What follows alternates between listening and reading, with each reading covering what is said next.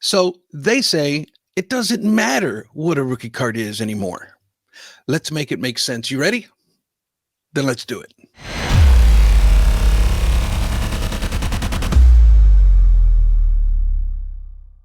Hello and welcome, rookie card collecting friends. Victor, the rookie card specialist, coming at you with a pre-recorded video because my wife and I are taking off to Shipshewana, Indiana for the weekend, Labor Day weekend, actually.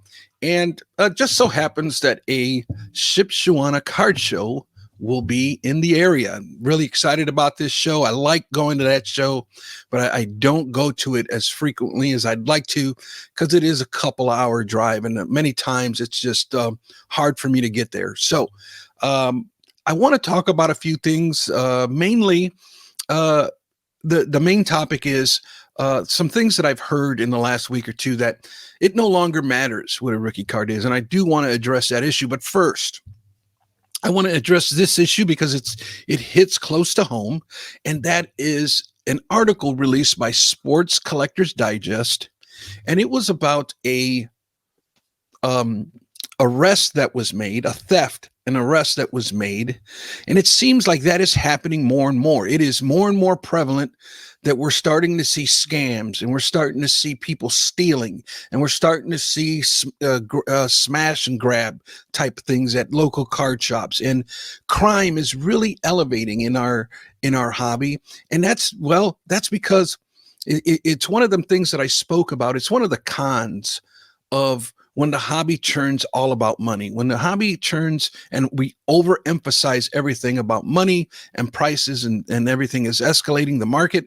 Well, that's kind of the side effects of having a hot market. And we're starting to see that. This one hits really close to home because it is at a local Meijer store that is literally less than a mile from my home.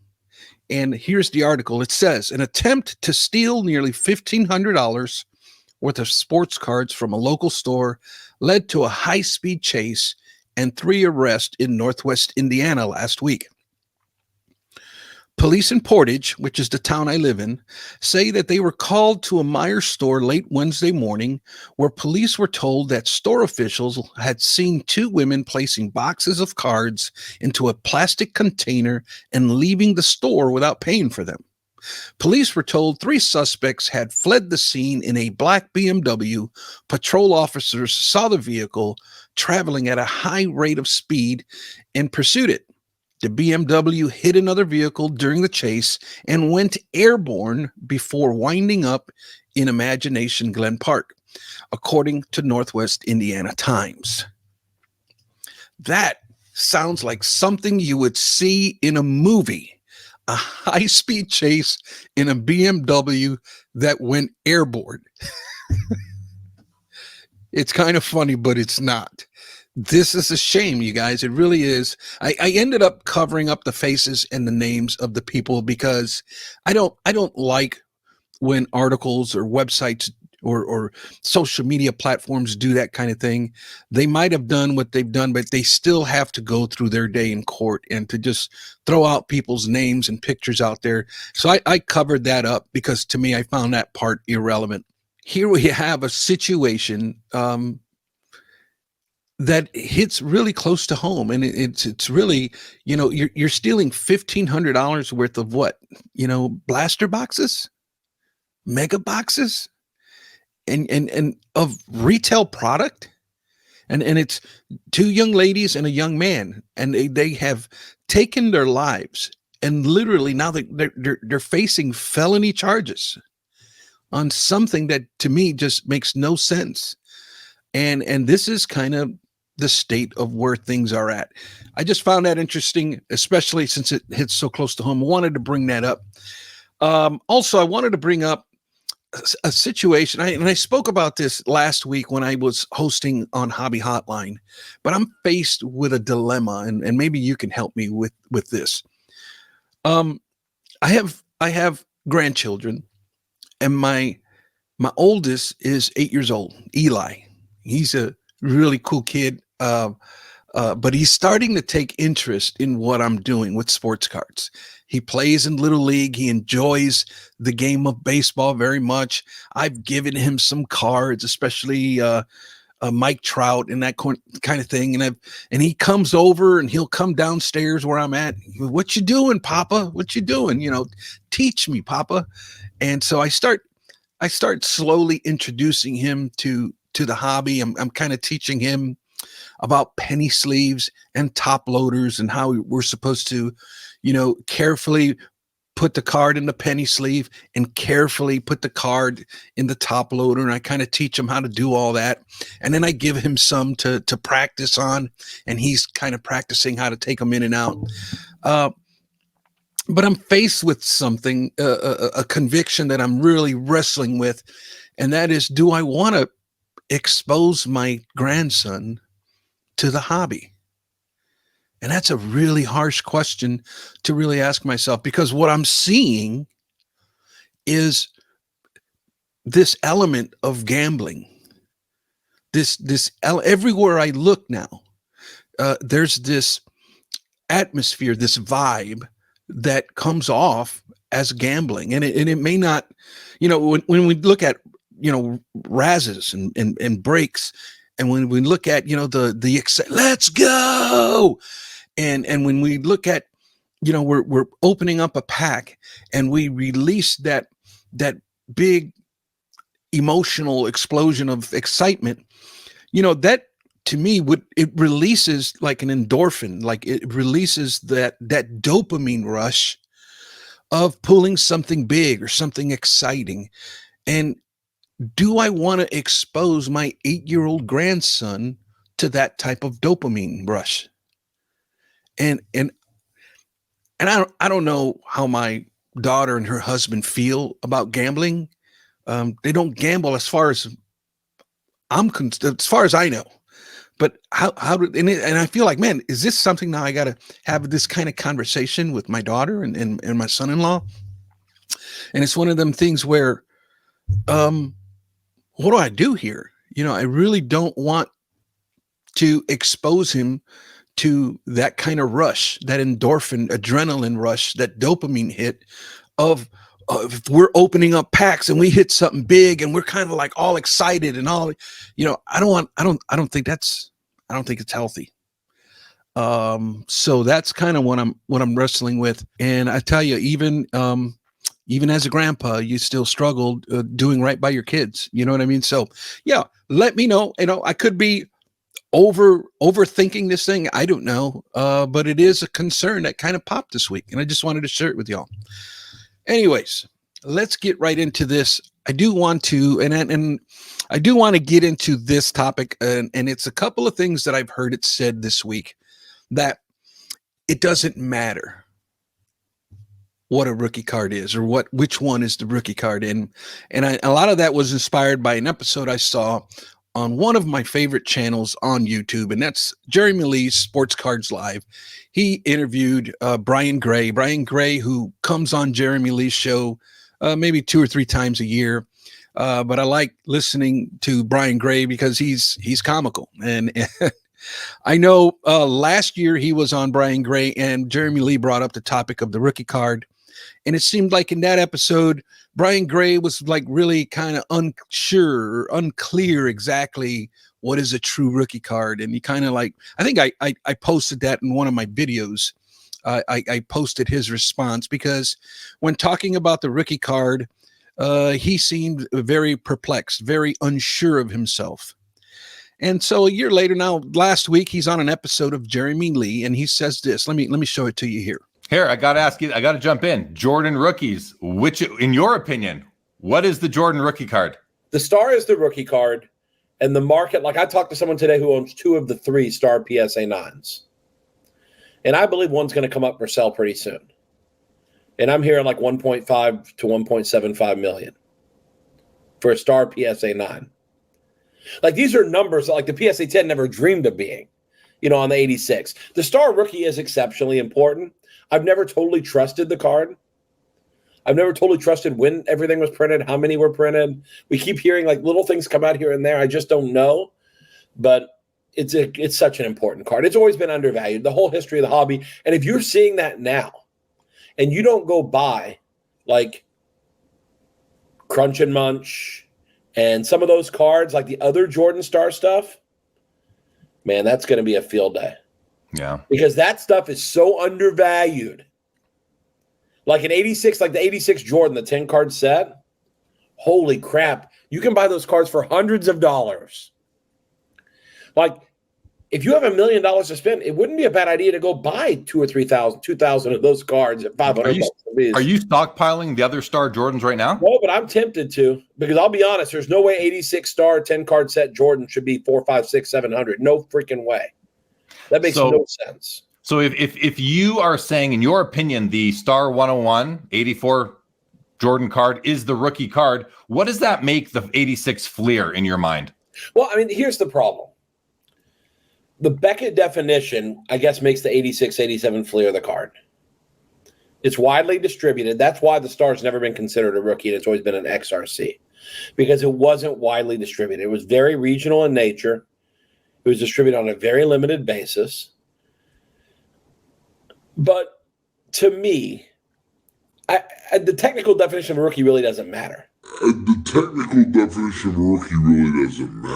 So I found this a little bit interesting because, a year ago, he was really unsure exactly what a true rookie card was. Now, all of a sudden, he's an expert witness for the topic. And I found that a little funny. And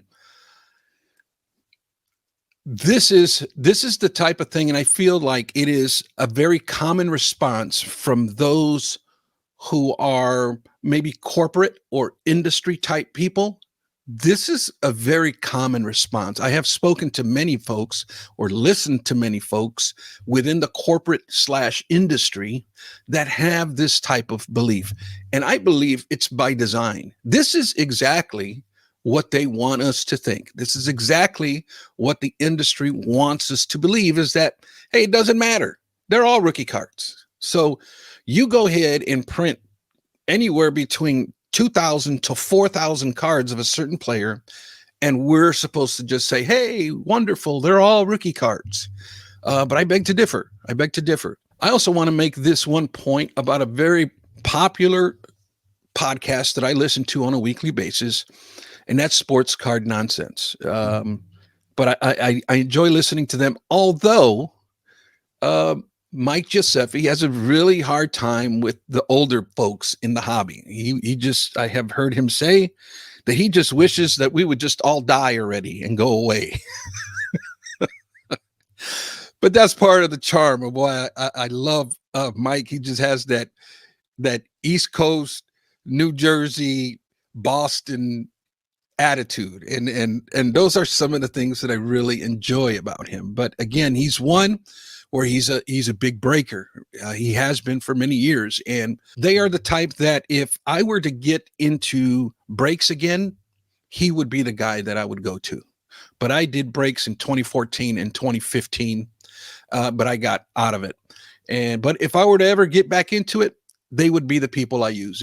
If somebody were to recommend or ask me for my recommendation, I would say Sports Cards Nonsense. And it's because I love their transparency. I love how straightforward they are. And to me, after listening them for almost 2 years now, I trust them. And those are the guys that I would use. But he does not like old people.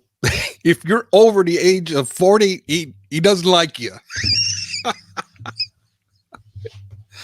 But they do happen to have one of the biggest Facebook groups on social media. Let me share it with you here for 1 second.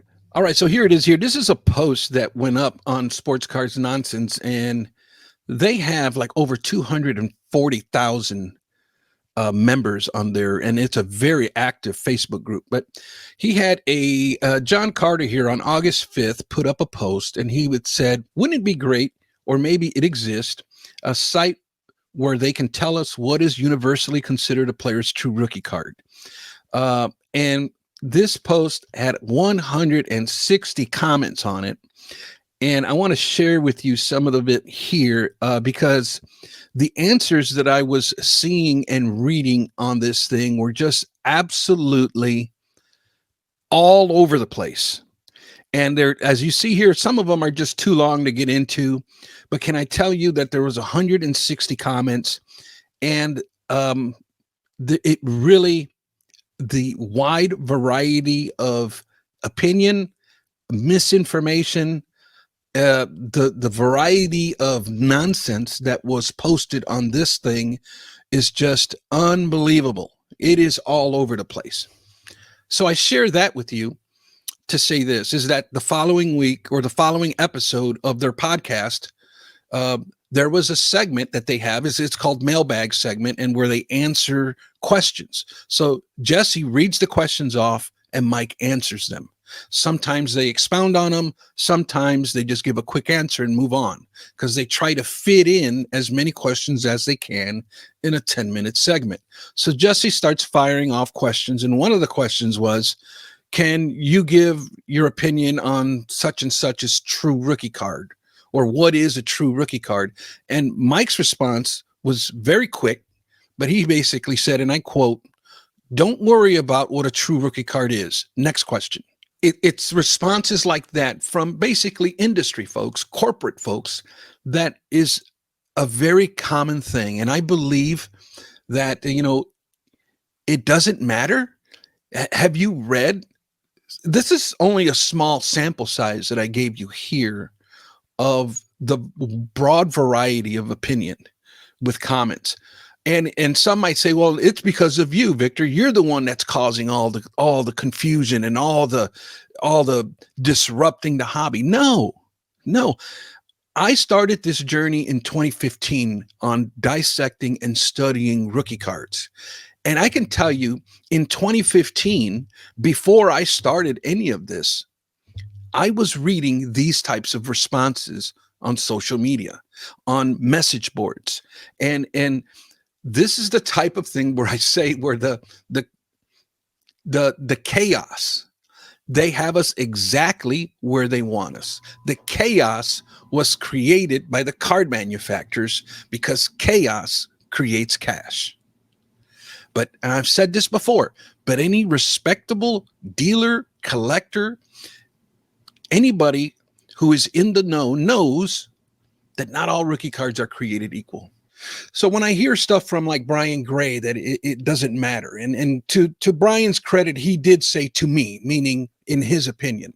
But when I hear stuff like that from industry folks, and when I hear stuff like Mike Giuseppe's response that, oh, don't worry about that. I've been hearing that for so many years. Oh, don't worry about what a true rookie card is. So it leads me to believe that it's either that is done on purpose. They want unclear. They don't want it to be clear. They want chaos, because chaos is cash. And if we structure the rookie card, they're afraid that it might disrupt their gig. And I don't think it will. I think lines of clarity will improve the hobby, not destroy it. So it's either done on purpose or it's done because they don't know. Because they don't know the history of the rookie card. They don't know how it's evolved. They don't know how to explain it. They don't know how to answer questions that are tough to answer. They don't want to get into a debate about the topic. So that's what we're up against. Speaking of misinformation, maybe you have heard or maybe you haven't, but Dr. James Beckett this past week released a 3-part series of the star basketball cards. They all got together and had this episode, and Dr. Beckett chopped it up into 3 25-minute episodes. Now, if you know Dr. Beckett, he's very strict on 15-minute episodes. And I believe this is the first time that I've seen that he has stretched it to 25-minute episodes. And oh my goodness, they start talking about the Michael Jordan rookie card, 84 star versus the 86 Fleer. And what an educational, interesting 3 episodes these were. Dr. Beckett put on his professor hat on and he took, I don't know if he took them. I'm not going to speak for them. I'm going to speak for myself. He took me to school and basically gave his entire thesis on why he made the decisions that he made. And I highly recommend that you watch those, listen to this podcast. You can find him.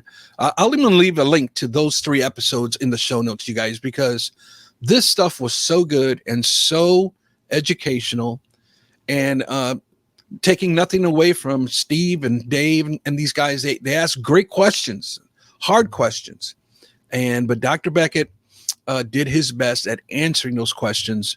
It was just flat out amazing episode. So check those out. I guarantee you, you will not be disappointed listening to those episodes. Well, listen, guys, that's going to be it for this week. I just wanted to touch base with you, kind of showing you and telling you where I'm at. I do have a pretty big episode planned in the very near future, and that is going to be the ultimate rookie card guide for Aaron Judge. And stay tuned for that episode in the very near future. Well, listen, with all that said, I always appreciate you guys tuning in. There have been a flood of questions coming at me here lately. I've been doing my best to answer every single one of them. I apologize if I did not get to your question. If you want, send me the question again, because it's just between social media and emails. Sometimes it gets a little difficult on keeping up with everything. So sorry if I missed your question. I didn't do it deliberately, but if I didn't answer, please go ahead, feel free and fire off another question, and I'm going to do my best to answer it. Remember the book, you can get the book either on Amazon. Amazon link is going to be in the description down below, or you can get it direct from me through PayPal Goods and Services. And with all that said, what's of the utmost importance around here is that not all rookie cards are created equal. The true Jordan rookie from 1985. Bullshit. Until next time, buenos nachos, muchachos.